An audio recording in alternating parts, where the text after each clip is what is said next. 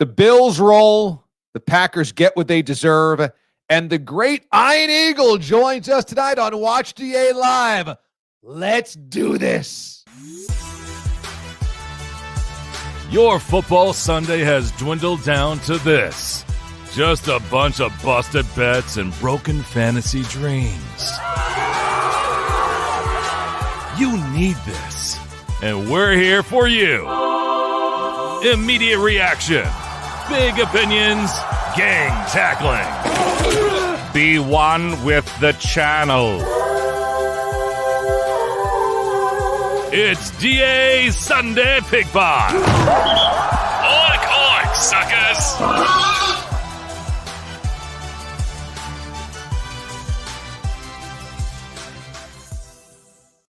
All right, it is final from Philadelphia where the Eagles move on as they dispatch the Packers 22-10. Welcome inside the Sunday Pig Pile. This is Watch DA Live, everybody, on Sunday nights on YouTube and on Twitter. We do this little thing called Watch DA Live. The digital mothership has connected via YouTube and Twitter, and we welcome you aboard.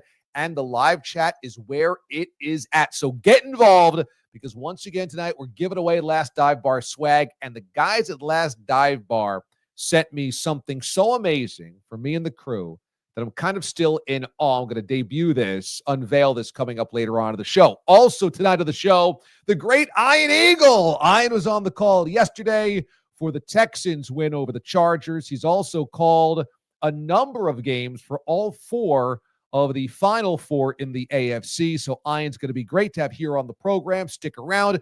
What a great football season, right? I mean, every single week we have another elite guest. If you want to go back and watch all of the guests or any of the best of clips, they're all available on this YouTube channel. Go to YouTube, or if you're there right now, make sure you are subscribed so that you get notifications when we go live and DA Deep Dives exist. And after every single game of the NFL postseason, I'm bringing you a DA Deep Dive. Already in the bank right now on the YouTube channel is the Mike Tomlin question in Pittsburgh and what happened early in the day yesterday as the Bolts were anything but Harbaugh-like in their loss against the Texans. But let us start tonight with the Furious Five, and as always, we lead things off with a little Fitz magic.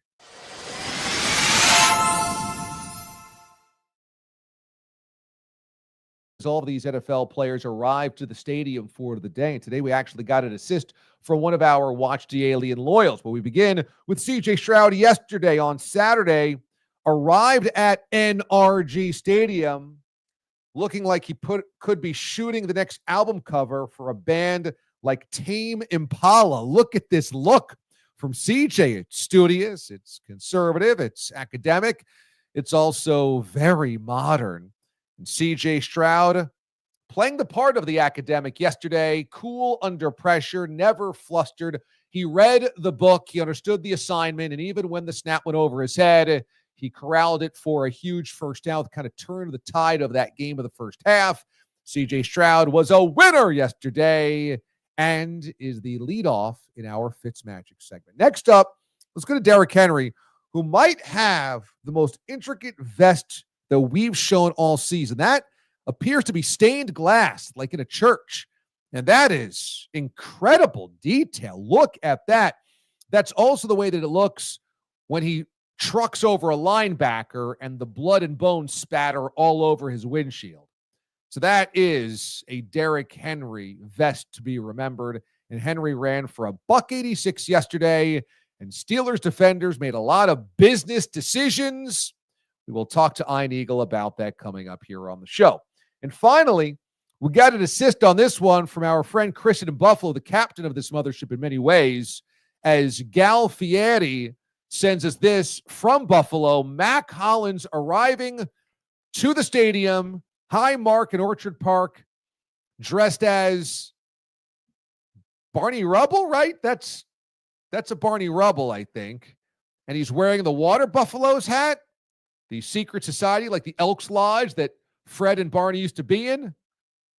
I think maybe that's Fred. I don't know. I haven't seen the Flintstones in a long time. It all bleeds together. I guess that's probably Fred. Yeah, I'm wrong on this. That's a Fred. That's Fred Flintstone. But that is a very keen Water Buffaloes, a.k.a. Buffalo Bills hat.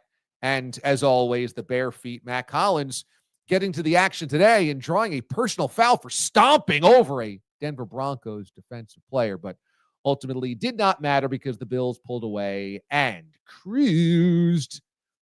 Padres fans get a cruise into the divisional round of the AFC playoffs. Okay, let's get things cooking here with some game recaps and analysis from the days that have been.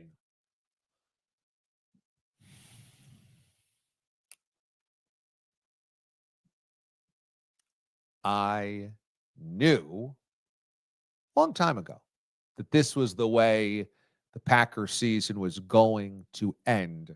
I just didn't want to admit it. And I'm a prideful guy. I take pride in my picks and my predictions, especially before the season, because I do put energy, I do put effort and analysis into my preseason picks. And my 2 Super Bowl preseason picks are now done before we even get to the divisional round of the playoffs. I had Packers and Bengals, and we saw how it went for the Bengals. I think had they gotten into the playoffs, they might have gotten there. Who knows? But they didn't. They didn't get in because their defense was wretched, and I did not expect their defense to be that wretched all season long. For the Packers, what they displayed tonight was exactly what they displayed all season long, and it is completely perplexing. It is perplexing because they are better than everything they showed against the Eagles. But you know what? They got exactly what they deserve, and they finished exactly what they started. This was a season that was defined by an inability to get over the hump, to be able to beat teams that are better than you or beat teams that are equal to you. And that's why this was a squad that made the postseason but lost to seemingly all of the playoff caliber teams they played, namely in their own division, where they got swept by the Lions, swept by the Vikings, and lost to this very same Eagles team to open up the year in Brazil. For some reason, Jordan Love's season was a roller coaster all year, and part of this is injuries. I'm not going to say that it wasn't part of it. I'm always going to be respectful of guys that are banged up, especially this time of the year. But I don't think it was just that. I don't think it was just injuries. For some reason, the Jordan Love consistency factor was never there. And perhaps it was a wide receiver thing that they never had a real wide receiver one. Last week, we spoke to Lindsey Rhodes, former NFL Network host, now NFL analyst for 2 podcasts. And I think there's a reasonable thing there that he never had a go-to guy like Rodgers used to have with Devontae, or maybe even before that, Rodgers had with Jordy Nelson, or even before that, what Favre had. I understand that. But you had Josh Jacobs have an elite season behind you, and Love just could never elevate his play in the passing game to go alongside it. And everything that we saw last year in that win over the Cowboys was nowhere to be found this year. That explosive play on a consistent basis, that confidence, that command of the offense, Love couldn't get there. Also, this Packers team seemingly played stupid football so much of the season. And today against the Eagles, it was much of the same. It was self-inflicted wounds. It was an offense that just simply could not get in gear until it didn't matter. It was a defense that allowed the play that just couldn't be allowed when it mattered. And all year long, it just was the same old story. I will go to my grave believing the 2024 Packers had so much more to give, and they just never gave it. And I will readily admit there was not a lot of evidence to that, because every time they played a good team, they didn't step up. And I've been bellyaching about this all year. And once we got to the end of the regular season, once I saw the way they lost to the Bears, I said, that's it. Game over. There was no turning on the Jets in the playoffs. There was no, this is a dangerous wild card team in the postseason. Even the number today, 4.5, that became 5.5 in many places, I did not trust the Packers to keep this within a score. I did not trust them. I had waited for the bus, as I like to say, all season long, and it never came. And I said, I am not waiting for this bus anymore. It's the Eagles by more than the touchdown, probably double digits, and that's what happened today. And so the Packers, the whole thing was so disappointing all year. So disappointing. Also, from an Eagles standpoint, I don't know what that says about the Eagles, that they couldn't dispatch of the Packers with more ease. I certainly don't know what it says about A.J. Brown reading a self-help guide, the inner wisdom on the sideline during a playoff game that you lead. This is a wide receiver on the winning football team, and he's using a prop book on the sideline. I mean, everything's fine with the Eagles. Everything's fine. Nothing to see here. Everything's just fine. What are we doing? What are we doing? And the crazy thing is the Eagles defense is so good. The Eagles defense is so talented. This team, top to bottom, has more talent than it knows what to do with. The secondary is elite. Howie Roseman has built this superb roster. And Jalen Hurts, A.J. Brown, the passing, what happens there, the chemistry issues, the happiness issues, the contentment, whatever this whole thing is. Nick Sirianni, can he control himself? Are they winning in spite of him? This thing feels so loaded that it can't end with a Super Bowl victory. And yet here we are as they're moving into the second round, the divisional round of the playoffs. And I don't know if anybody wants to play them either. So go figure, the Philadelphia Eagles, even in what should be a pretty impressive victory, leave a lot of questions for Eagles fans. I'm sure nobody's going to care about any of that this week, and I'm sure it's going to be a very calm week on sports radio in Philadelphia. The Packers, the freaking Packers. What are we going to do with the Packers? Earlier in the day, the Buffalo Bills. So I found it hilarious when at halftime, Tony Romo said, watch out, Jim. The Broncos, they could be dangerous here because they believe. Who cares if they believe? It doesn't matter if you're not a good enough football team, and it certainly doesn't matter if the other team that is superior to you also is ready to cut your throat out. It doesn't matter, this believe thing. And for the Broncos coming into this game, I said it all week on my radio show on Sirius XM on Mad Dog Sports Radio, Channel 82 in the mornings. I said there is nothing that worries me about this game when it comes to the Buffalo Bills, because it would take absolutely the worst effort the Bills put out there all season long. It would take the very best effort of the Broncos, and it would take a gag job because of pressure mounting, because of scrutiny on the team, because of the here we go again from Josh Allen and the Bills. And I just don't think they have that in them this year. I don't think they have the here we go again, and we're going to turtle. We're going to choke. They could lose next week to the Ravens. They could lose certainly an AFC Championship game to the Chiefs. They might not bring home the Vince Lombardi trophy, but I don't think it's going to be because they choke due to pressure. I think that is a misnomer, and that's why the idea, I thought coming into this game, that the pressure of the Broncos could rattle Josh Allen, that the defensive pressure of the Broncos could make this a game I just didn't believe, because I think as a game plays out, when you have a superior squad with too much talent and a quarterback playing at that level, and the composure of, don't worry, we got this. I just don't think you lose to an inferior team like the Broncos today, and that was proven out. Now, again, it does not mean that they'll cruise to a Super Bowl. It just means that against a team you're much better than, this is a different Bills squad. And I think it's a different Bills squad in the playoffs. They will not turtle. They will not choke. They will not get spooked. They might lose, but if they lose, it's because of the other team was just better than them on that day. That's that. And I think they are just operating at a different confidence level, and so much of that is just command from Josh Allen. We've seen this over the course of the season, that he just has this superior decision-making. And I think a lot of that has to do with where he is in his trajectory of his career. He's at that point in time that sometimes quarterbacks talk about where you have experience and you have your athletic ability. And unfortunately, your athletic ability starts to go down as your experience goes up. It's where those 2 points on a graph meet that you are at your apex. And right now, Josh Allen is at his apex. His decision-making and experience is here, and his athleticism is still at an all-time high. At some point, Josh will lose zip on his fastball with his arm. He will not be able to run over, through, or around defensive players. He'll be a step slower. And once that comes down to here, it's harder to make the plays he's making. But now, he's not getting rope-a-doped into mistakes.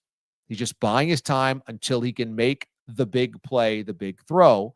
And I think Brady also, Joe Brady, has brought such a balance to this offense that look at what James Cook did today on the ground.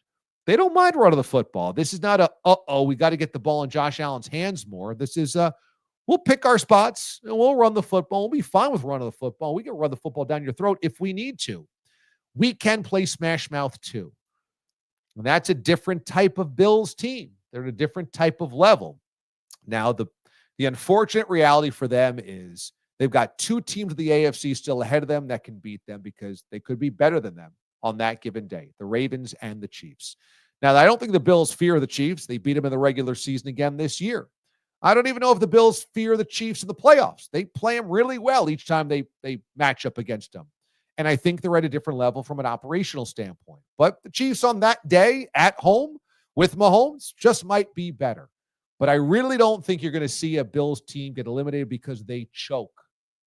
Now, there's always the McDermott thing that hangs over their head. There's always in the back of your head, what's McDermott going to do? But today, tight first half, points weren't there, fake punt by the Broncos to steal a possession, all those things that could have went against the Bills. And at halftime, are they nervous? They came right out of the chute in the second half and drove it right down the Broncos' throats. I was like, okay, that's that next level that the Bills can get to with Allen this season. Let's talk about the Baltimore Ravens, shall we? This is like when in Star Wars, the Death Star has been rebuilt, and you go, my God, it's fully operational. That Ravens offense, even minus Zay Flowers, is fully operational. Why? Because of Derrick Henry. Derrick Henry changes the entire calculus of the Baltimore Ravens. What was once the territory of Lamar, go be great every single play, both with your legs and with your arm, now doesn't take that at all. Doesn't take that at all. I had absolutely no faith that the Pittsburgh Steelers could hang with the Baltimore Ravens. And it's because the Ravens have 2 absolutely knife-sharp blades in their repertoire. They got Lamar Jackson, who can whirl around you, spin around you, make a play with his legs, and then also kill you with his arm. And they've got the bludgeoning of Derrick Henry. The stat that is mind-boggling, that I really can't even get over, and I don't know when I will be able to settle with this, is that on Saturday, the Baltimore Ravens ran for nearly 300 yards, 299. 299 yards against the highest priced defense in the NFL in the Steelers. On the same night, in the same game, that the Pittsburgh Steelers ran for 29. Again, rushing yards in this game, 299 to 29. When have you ever seen an NFL team outrushed by 270 yards? As we like to say around here, it just doesn't happen. That is all Derrick Henry, because Derrick Henry is going to smash you to smithereens, especially late in the season when you're already dinged up. You've got a lot of bruises on your body already, and it's cold, and at night and outdoors, Yeah, the Steelers made a lot of business decisions, and I understand. I understand a lot of guys will. Henry runs for a $186, and that 44-yarder ices the game. And good luck to the Bills trying to tackle him on a Buffalo night next weekend. Good luck, because I wouldn't want to have to do it. And that's the difference between last year's Ravens and all the previous iterations. And that is why I say it's crazy to think that Lamar Jackson can't do it in the playoffs. This year, it's a different supporting cast. Namely, he has a Hall of Fame running back who's too big and too fast, especially this time of year, taking handoffs next to him. Oh, Lamar Jackson can win a Super Bowl because Derrick Henry might win the Super Bowl. If Derrick Henry runs for a $186 each week, he wins the Super Bowl, and Lamar is the passenger. And Derrick Henry, the way he's running, he might win a Super Bowl by himself as a plow horse. You wouldn't want to be a Bills defensive player next weekend, would you? You wouldn't want to be a Bills defensive player. Next up, Houston Texans. Houston Texans grew up.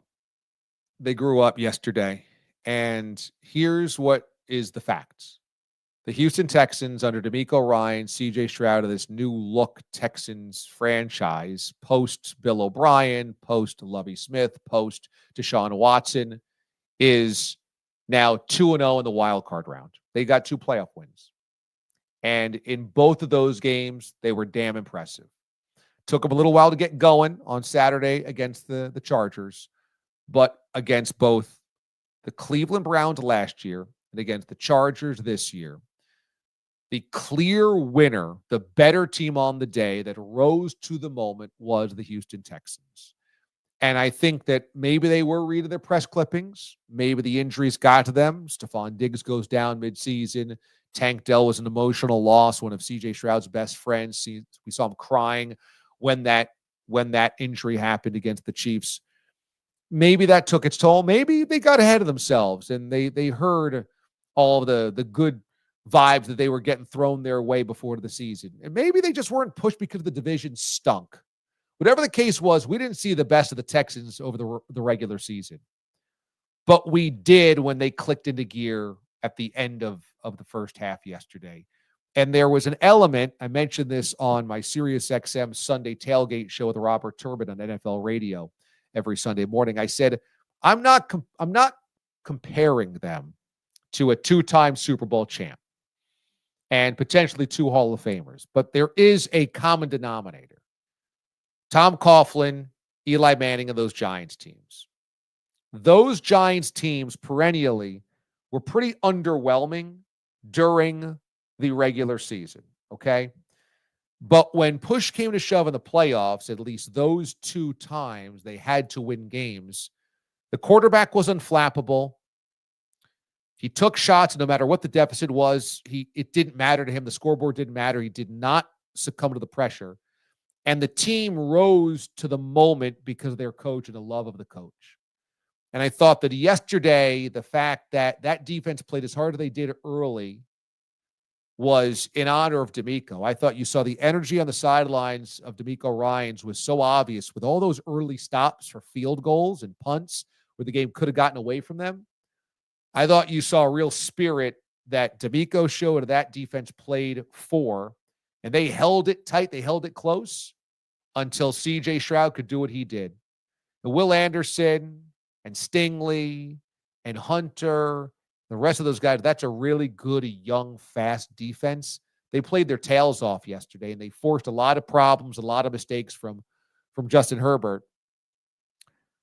And then when you had to have a play down 6-0, 3rd and 1,000,000, and the snap goes over your head, Stroud corrals it and makes a play. And then that drive leads to a touchdown, 7-6. You get the short 3 and out. You then drive for a field goal, 10-6. Now all the momentum's on your side going to the half, and it was all Texans the second half. They are not Super Bowl champs. They may lose this next round at Arrowhead by 3 touchdowns.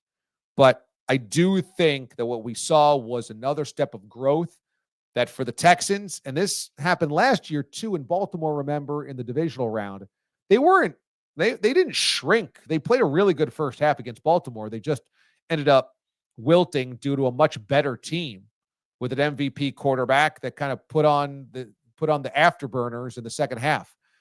The Texans are growing up before our very eyes, and that was an impressive performance wild card Saturday for Houston. Now, speaking of, our next guest knows a little bit about all four of the teams remaining in the AFC. Longtime voice of the NFL on CBS, also one of the voices of Westwood One's NFL coverage as well. Why don't we have a big hello? Let's hear it, everybody, for the Birdman, my friend Ian Eagle.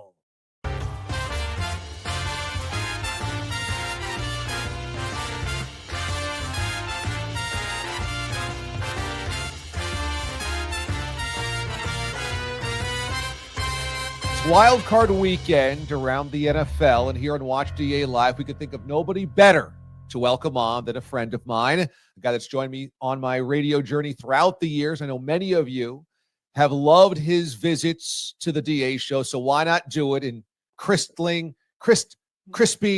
crystallized 4K. It's the great Ian Eagle joining us from the NFL on CBS and Westwood One. Ian, how we doing? Is that what we're in right now? We're in crispy 4K because I feel different. Weird. That's crispy. Can you feel that? Yeah. I can. Out of nowhere, I got the crispiness. Great to be with you, DA. Well, we have crunched some numbers here, and when it comes to the AFC's Final Four, we have you tabbed for an amazing 11 games between these four teams. We have four apiece for the Chiefs and the Texans. So now check that. We got more than that. We got 13. 3 for the Ravens and 2 for the Bills. You may know these four teams better than anybody else in America. Congratulations. Does that include radio and Korean internet or just television? No, it does. It does involve Westwood One's radio broadcast as well. I don't think we edit in Korean TV. Yeah, no, I feel very up to date on the teams that have advanced in the AFC. Certainly, you could make a case for any of these teams, given the fact that Houston has surprised everyone to be part of this. But there is something about this group. They are very resilient. They believe in one another. And even coming off our production meetings the other day with the Texans, I walked out of there, and this often happens. I walked out of there thinking this team believes that whatever's being said on the outside, they're not buying into. And D'Amico Ryans had the right message to his group. CJ Stroud said all the right things. His comportment was in the right manner. And I give everybody a puncher's chance. Kansas City has not dominated teams this year. I think Houston has at least that going into the divisional weekend, a team that's riding a confident wave.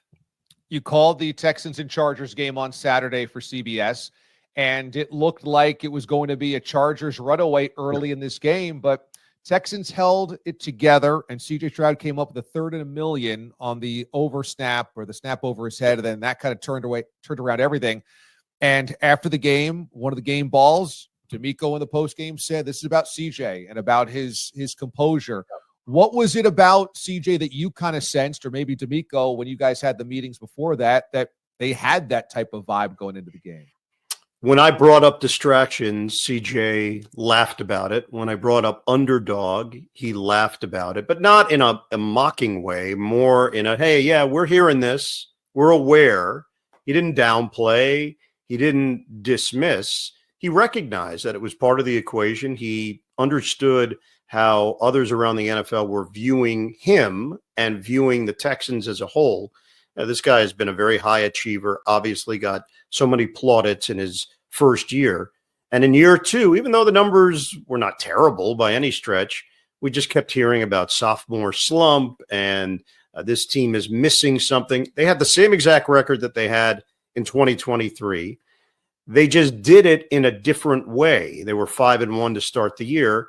And obviously they limped towards the finish line, got that win at the end Tennessee to at least feel something going into the postseason. But I just thought he was really consistent in his messaging, as was D'Amico Ryans. We also met with Joe Mixon, who came in with that experienced attitude. I've been here. I know this. Kept making the comparisons to 2021 and the Cincinnati Bengals, that team that shocked everybody and went to the Super Bowl with a second-year quarterback, with Mixon as a Pro Bowl running back, with a 10-7 record. So he just felt there were a lot of similarities between the two. And then Will Anderson Jr., he is just sunshine in a bottle, just upbeat. And I just felt good vibes from the team overall, and then it translated. But you're right, the way it started. And I think this happens, DA, not just in the postseason, but in the regular season as well. When a team doesn't step on the other team's throat, when they don't take advantage, the Chargers field goal on that first drive, drop passes, miscues. Okay, they get the ball back on the fumble by Mechie. Field goal on that drive. It's 6-0. It could easily have been 14-0, and the whole crowd would have been taken out of the equation. Instead, it's 6-0. Another pick, as we saw from Justin Herbert, and the third down play that you alluded to. I think it just turned the game around. It shifted momentum. You've seen the Ravens 3 times this year. They're going to get the Bills coming up in Buffalo this upcoming weekend. What Derrick Henry has added to the Ravens, it's so obvious that that it is a total difference maker for Lamar Jackson. Yeah. When you've been around this team, what have you felt, seen, observed over this year that makes the Ravens feel different than last season? Conviction, a real belief that they have balance on their team, that they have Hall of Famers that they can lean on now. Flowers didn't play, as we know, in the wild card round, but a go-to wide receiver, a Pro Bowl wide receiver, which has not been the case in Baltimore during Lamar Jackson's run, even during Joe Flacco's run. There wasn't necessarily that go-to guy. They would spread it around, but now there's a feeling that you've got someone that you can really go to, that can handle the responsibility.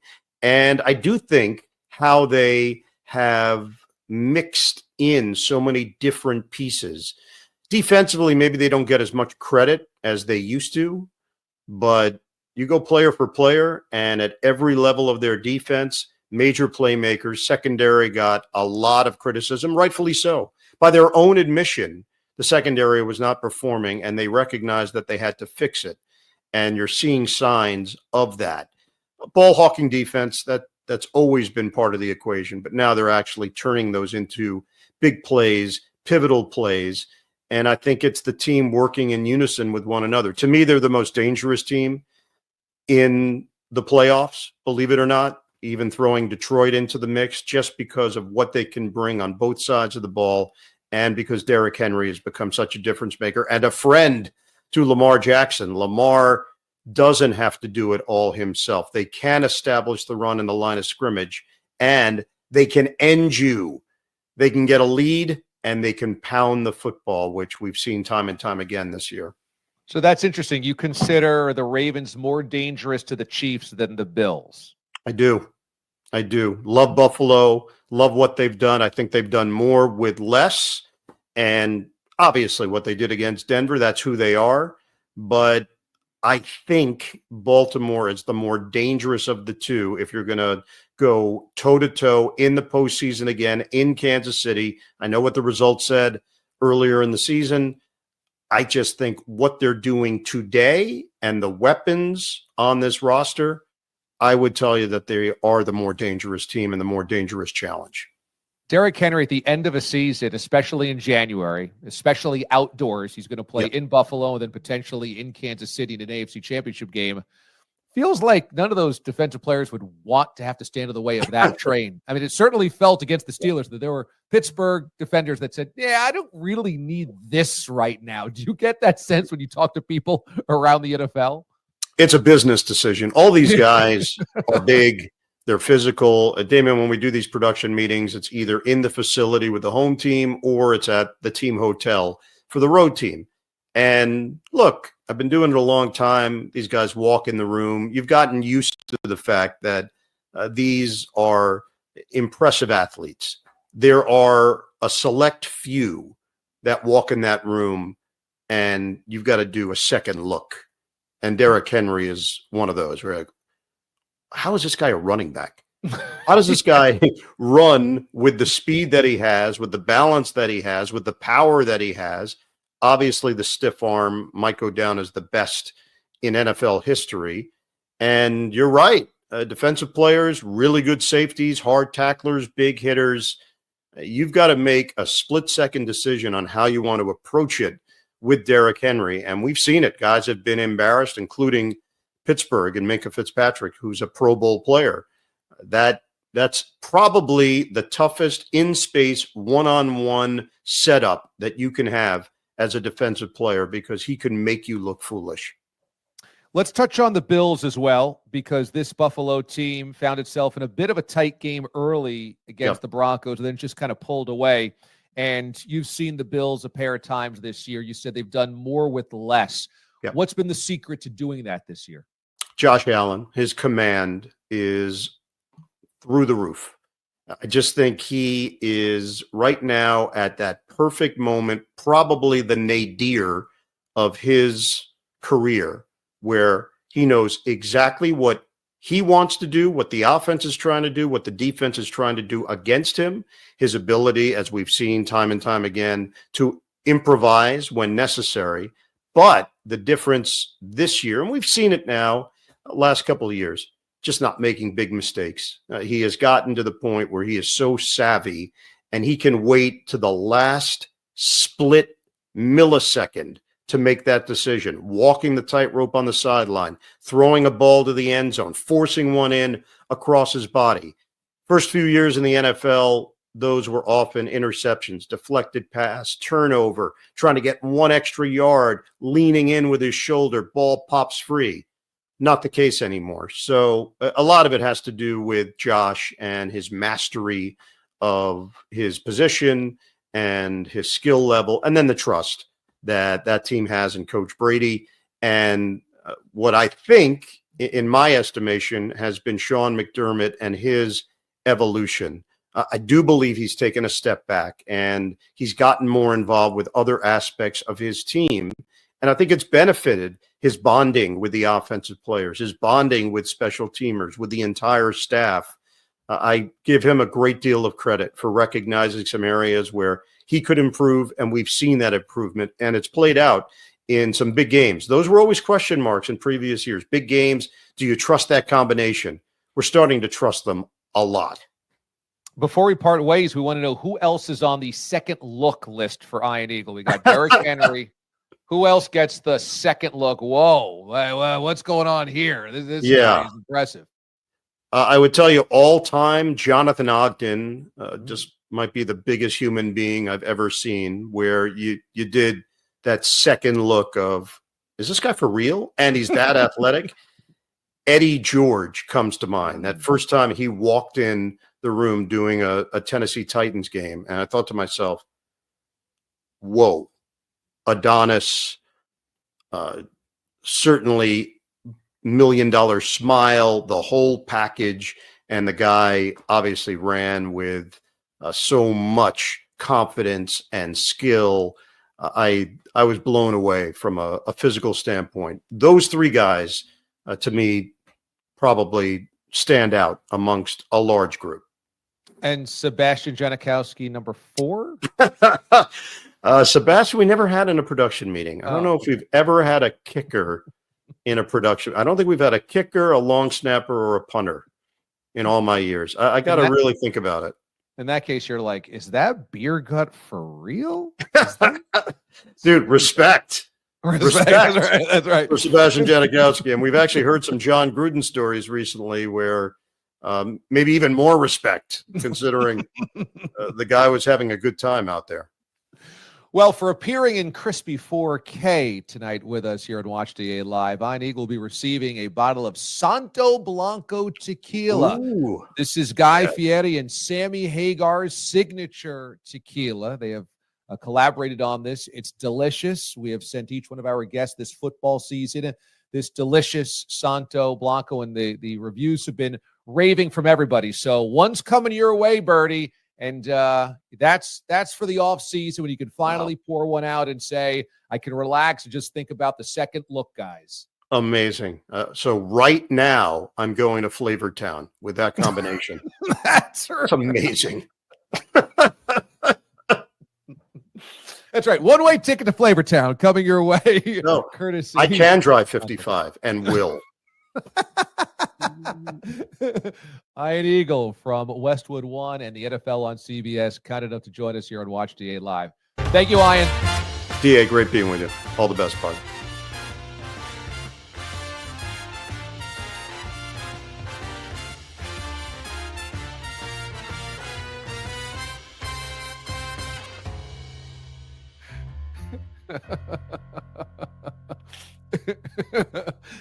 One-way ticket to Flavortown, and Ian Eagle is driving 55. That's right. Thanks to our friends over at Santo Blanco, Santo Tequila, for sending our guests Santo Blanco. As always, you could use our code MOTHERSHIP to get 10% off your Santo order. That's right. Go to santospirits.com and use the code MOTHERSHIP, 10% off your order. That's pretty good. The tequila is smooth. I spoke to my friend Robert Turbin off air this week. He got his right around the holidays. He said, man, I finally broke that open. I said, what'd you think? He goes, man, that's smooth. I go, yeah, man, it is, right? He goes, no, really, it's smooth. I go, it is good. So thanks to the good people over at Santo Tequila for sending our guests throughout football season a bottle, for joining us here on the show. And we've had some really good guests. We've had some really, really good guests. And I'm really happy and proud that our connections within the football family and media industry has allowed us to bring you guys those conversations. I'm very proud of that. We've worked hard every single week of the football season, starting from week number 1, really before that, when we released the Evening of Football, Aiden and I, to try to get the very best guests here on the show. And I think we've tried to bring you guys as good as you can get. And I think we've delivered a lot of awesome interviews. And Ian, always amazing. We wanted to save one of the big bullets for the playoffs, and we got Ian for wildcard weekend. So that was pretty good. Really enjoyed this conversation as always. And Santo, we got a little recipe here, right? Aiden, we can throw up here as our Santo enthusiasts get ready for another Santo unique recipe. How about Santo's ranch water? It's always delicious. Take a little Santo Tequila Blanco, add a little lime juice. Ooh, maybe a little fresh jalapenos sliced, a little Topo Chico over ice and garnished with a little Tajin rim, perhaps a lime wheel as well. And in a cocktail shaker with ice, shake it up, shake it up, shake it up. Lime juice, fresh jalapenos, rim glass with Tajin, and straight into glass, a little Topo Chico garnished with lime wheel. Serve in a rocks glass. Aiden, this sounds relatively delicious. I think I might have to mix one of these things up this week. As I will be Sans the Bourbon Bell and Sans AJ, who's going to be up with the in-laws for a couple of days. That's right.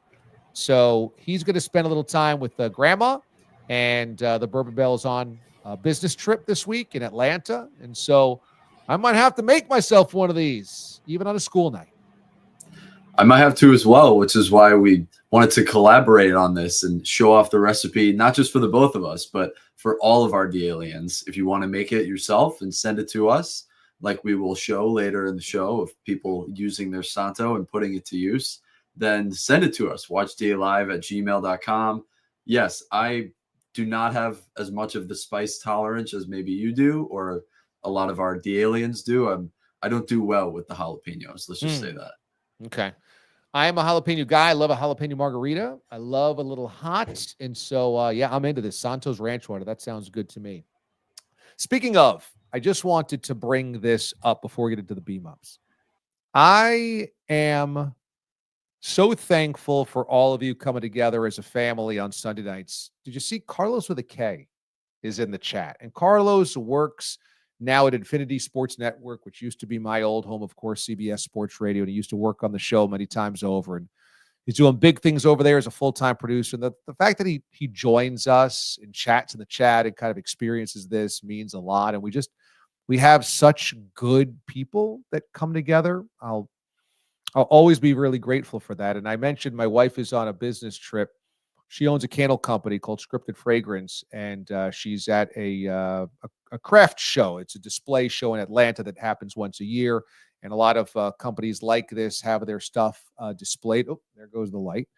And she's going to be going back and forth from the convention center all week long.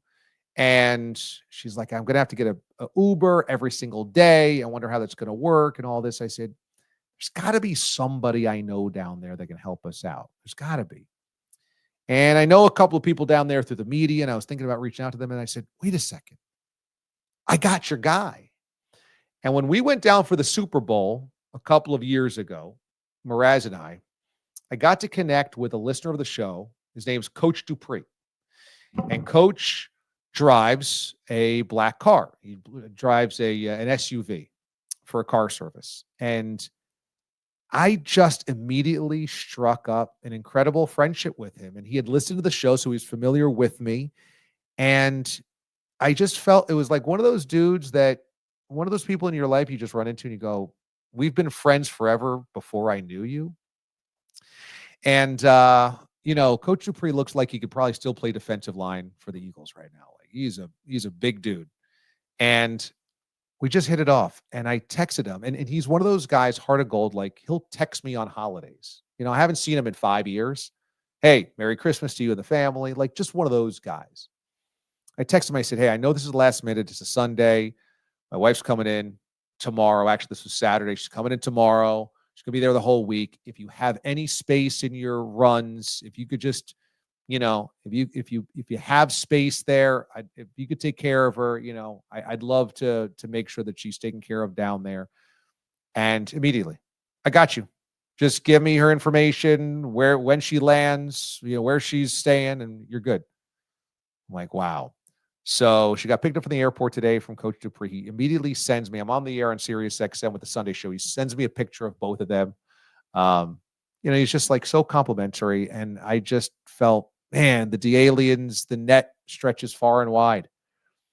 They're just good folks everywhere. And I'm just reminded in a day and age where the media keeps insisting how bad everybody is and how everybody's at each other's throats.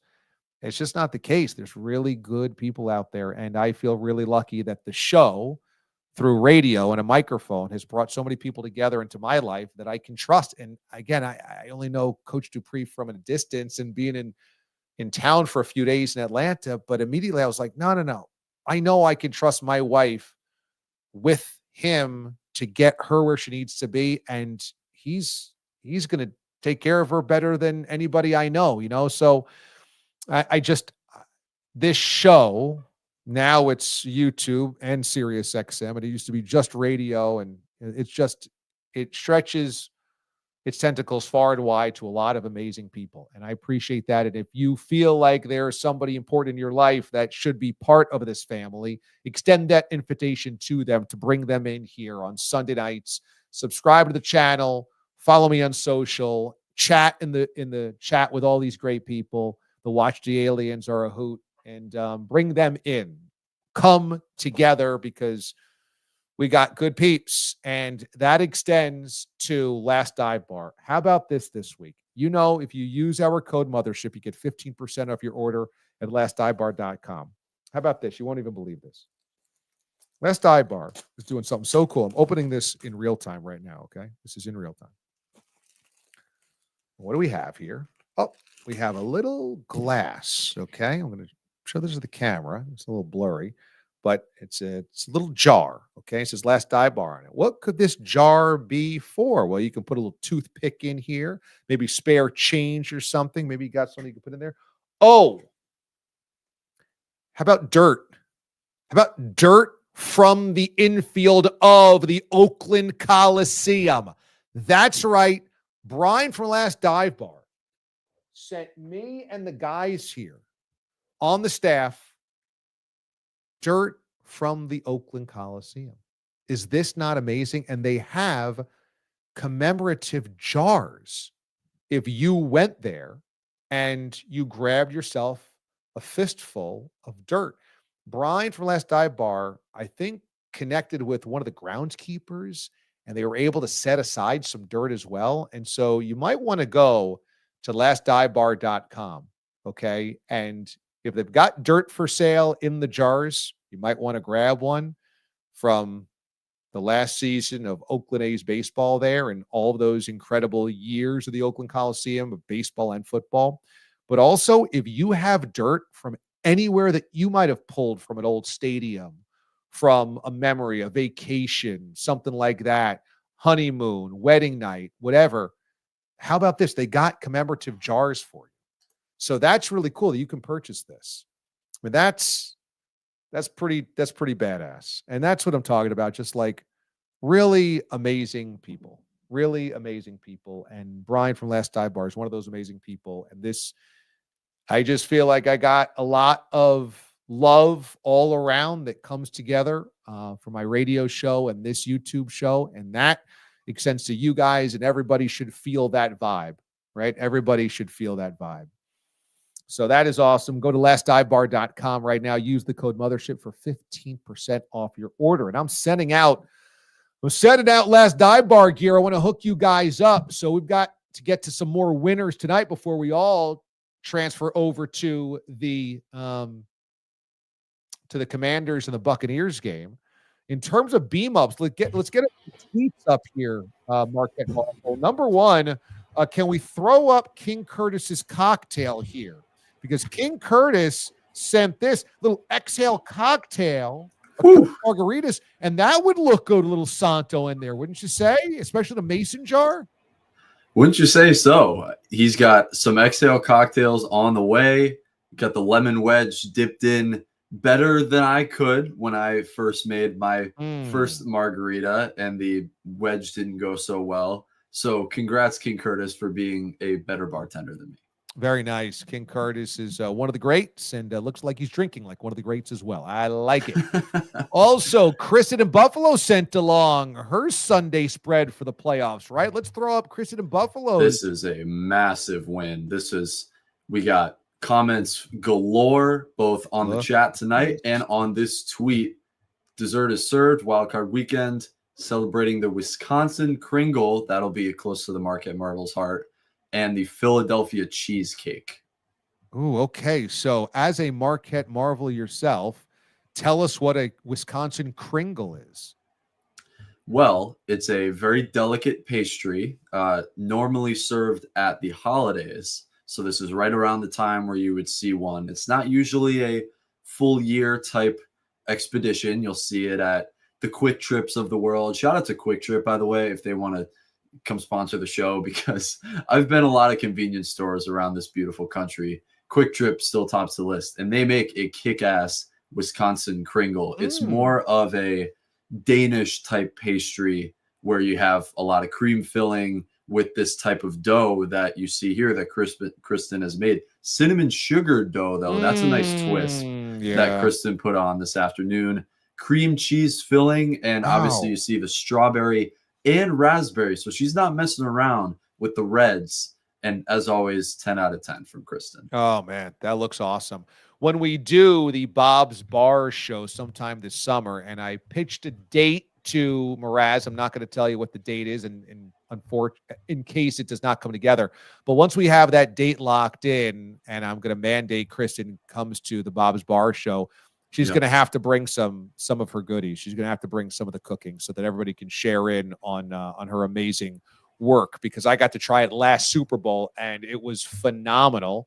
And so that's mandatory. We'll probably have to send a black car service. Maybe Coach Dupree will drive up from Atlanta up to Buffalo, get her, and bring her down to Long Island for the Bob's Bar show. So really quick, on that note, we can't go this far without mentioning Coach Dupree in the chat. DA, you're yes! No kidding. Oh my goodness. Dude, I'm telling you, like, I got guardian angels all around, and Coach Dupree is one of them. That is amazing. That is truly, truly amazing. Coach is just one of the best people I could think of to take care of important cargo like that. So thank you, sir. I love you, brother. Thank you so much for supporting the show and taking care of the Bourbon Bell It means a great deal. Truly, truly, truly means an amazing amount. Really. Can't say enough. So that is awesome. Yeah, that sounds delicious. Absolutely delicious. Kristen Buffalo outdoes herself yet again. I see there's a lot of comments about the crispiness of this camera. Aiden, are you going to get to any comments about this, or should I just address this whole thing now? I was going to do this off the top as we started because right. There's two major themes from our regular D-aliens that love to poke fun at you every Sunday. Number one is the hair, which is always a weekly thing. No flyaway hair and another camera filter. Craig puts those two themes best in one comment. And then our friend Stephen Murray chimes in with, the picture is so sharp, I can see my reflection in DA's eyes. Hashtag 4K all the way. Yeah, so here's the deal. You know, we've upgraded, we've leveled up. This is a YouTube channel now that is gaining subscribers constantly. If you want to subscribe and you're not already subscribed, make sure you click on this button below me so that you are notified when we go live on Sunday nights and also when there's DA deep dives up, and just become one with the channel. So we got to level up everything around here. So for Black Friday, I got a deal on this brand new Sony camera. So I'm like, this is awesome. Now, I've had this camera for a couple of weeks and have used it as well. You don't even probably realize that, but I didn't know how to set the aperture correctly. My brother's in video production and photography. And so I said, Jay, you got to come over. Yep. Yeah, Jay Amendo, you got to come over to my studio. He lives in New York City. I don't anymore. I'm like, you got to come down into Studio DA and you got to help me out with a new camera. He's like, all right, I got you. So last Sunday he came in and he helped me out.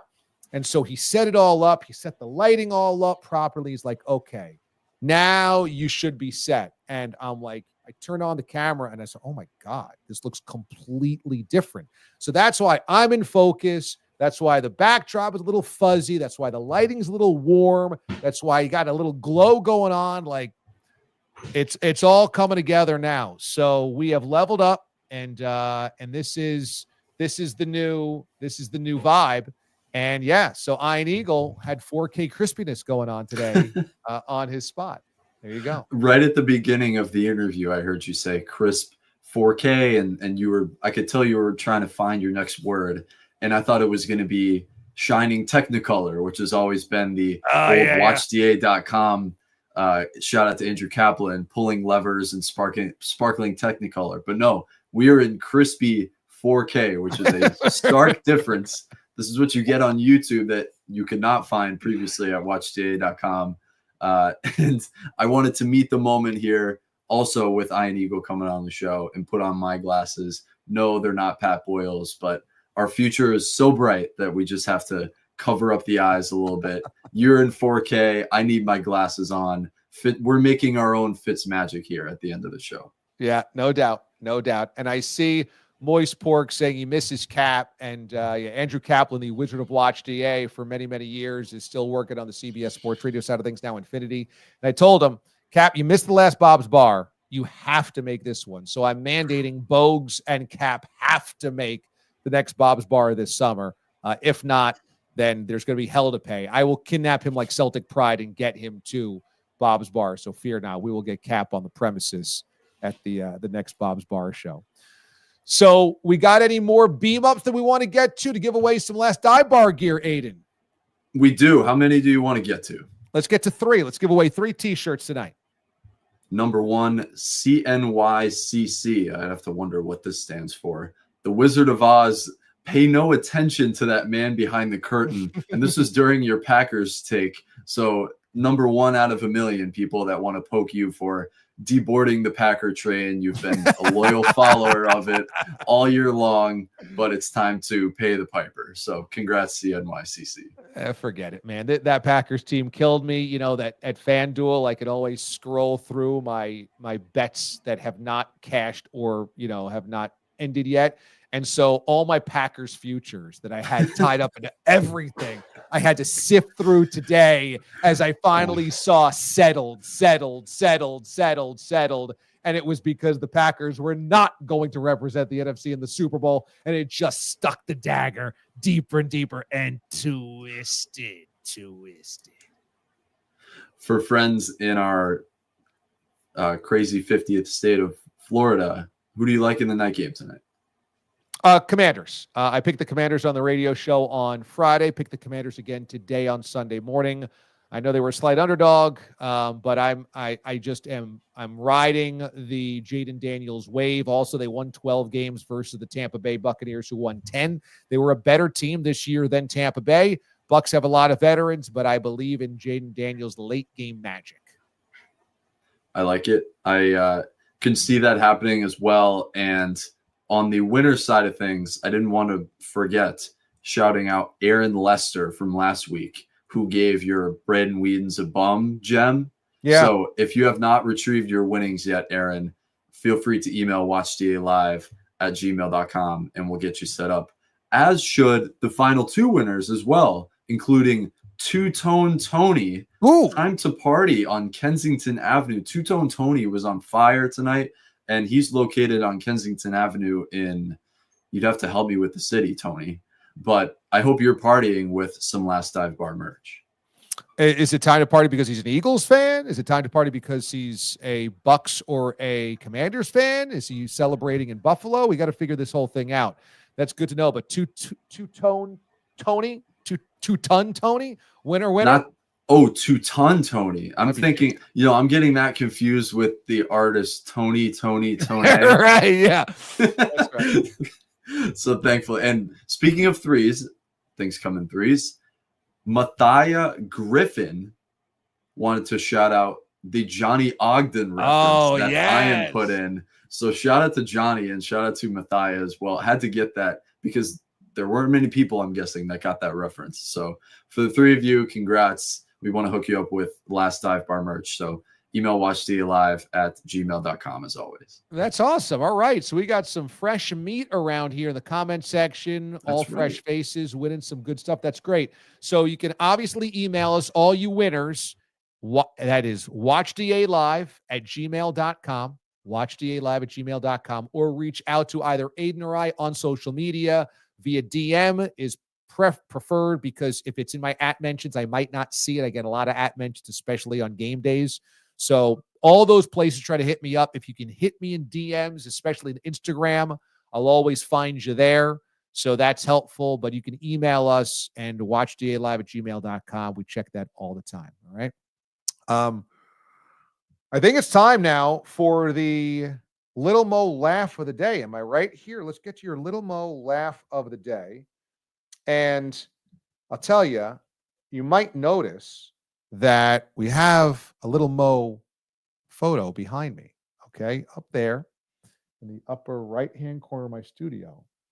That's a painting of Little Mo right there. And that is one of my favorite pieces of art. Jeremy Kahn down in Baltimore gave me that. Jeremy was probably Mo's closest friend from any of the media outlets. Really one of his closest friends in life. He is a sports talk host, 105.7 The Fan in Baltimore. And I reached out to Jeremy when I wanted to go down there to meet Little Mo, and he helped hook the whole thing up because he's such a close family friend. And when I left, he said, I got something for you. And there was very few of those printed. I think it was just a handful of those printed from a local artist. And I said, I need that. And so that's been hanging up in my studio ever since I got it. That was around COVID 2020. And it just was never on camera. And finally, one of our listeners last week was like, yo, you should put a photo of Little Mo behind you with all those classic players. I said, you're right. Like, how did I miss that? So last week we added Mo right above Ricky Henderson. So right there you got two of the coolest dudes up in heaven right now. I'm sure laughing a lot. Those two guys knew how to have a lot of fun. Little Mo and Ricky together. And so we got that of the backdrop, and that is really cool. And so Little Mo laugh of the day. How about some highlights from the Nickelodeon broadcast of Texans Chargers yesterday?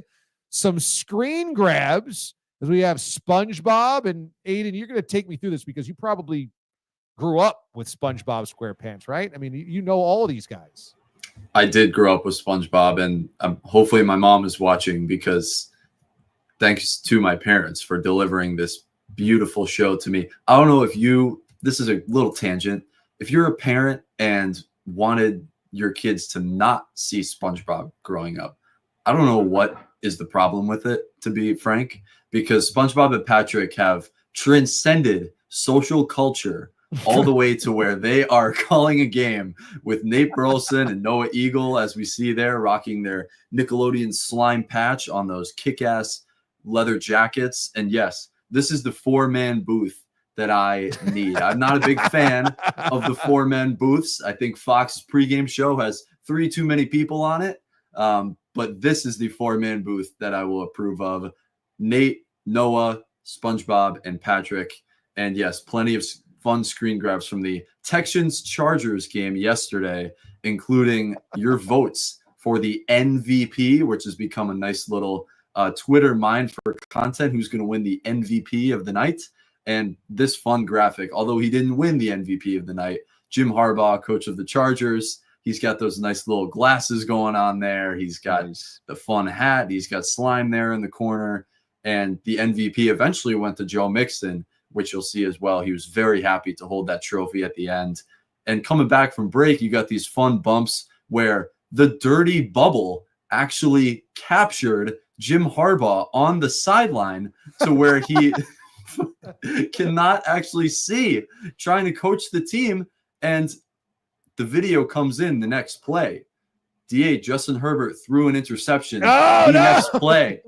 The next play. So this isn't just some crazy Nickelodeon work. This stuff really happens. And it may be because of the dirty bubble. Who knows?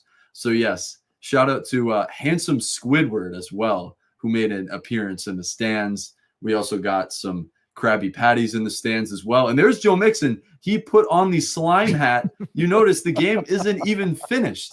And he was so ready to take the trophy of the MVP, Nickelodeon's most valuable player of the game, that he put the slime hat on, pointed to the camera at the broadcast and said, I want this award so bad. And yes, Squidward's looking outside of his window.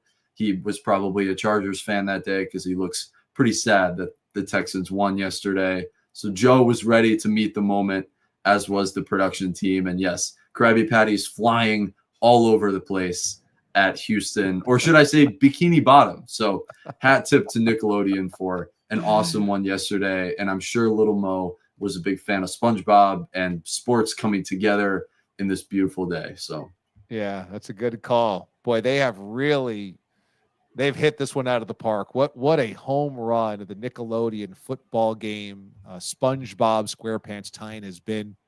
It makes for a ridiculous broadcast, a perfectly ridiculous broadcast. It's great for social. It's great for kids. It's great for people that grew up with SpongeBob. It kind of like threads the needle on so many things. Noah and Nate are awesome. And so it's pretty perfect. So nice job by Nickelodeon. Nice job by the broadcast team. And nice job by Noah and Nate for weaving it all together. So that's going to do it for us. A little reminder, use our codes Mothership for 10% off at Santos Spirits and 15% off at lastdivebar.com. Everybody is really cool that supports this show, so I want to support them as well. Also, it's a good reminder that to subscribe to the channel if you're not already subscribed. Every single game gets a deep dive right here on the channel. So every single playoff game I take away what to me was the biggest storyline and deep dive into it. So we've already got the 2 from yesterday up there. We'll get the 3 from these games up there today and tomorrow. And then the Monday Nighter as well will be up there this week. So we are continually deep diving every single football playoff game, NFL playoff game that we have. And I've also put up a video about James Franklin and the Penn State loss to Notre Dame the other night, which was an absolute epic game that I loved watching. But yeah, there is a James Franklin problem in State College. So all that is available on this YouTube channel. Make sure you are subscribed and bring other people in on Sunday nights. I have so much fun. I feel so much love. It's so amazing. So thank you for extending that to me here on the show and bring other people into this family. The Watch the Alien family is an amazing family. Get them in here on Sunday nights to watch, to feel good, to laugh a little bit, and talk a little sports and chat with amazing people such as yourselves, okay? All right, that's going to do it for us tonight here on the show. Thank you all for making another wonderful Sunday night. I love this. Let's all go watch the rest of this football game. I'll see you tomorrow morning on Sirius XM and Channel 82 at 6 a.m. Eastern Time, bright and early. Of course, you can always catch the replay whenever you want to listen to us on the Sirius XM app. For Aiden Hatton and the rest of this crew over here to Watch DA, I am DA, Damon Amendolara. Be good. Be good to one another. We'll see you tomorrow morning and next week right here on Watch DA Live. We'll see you later.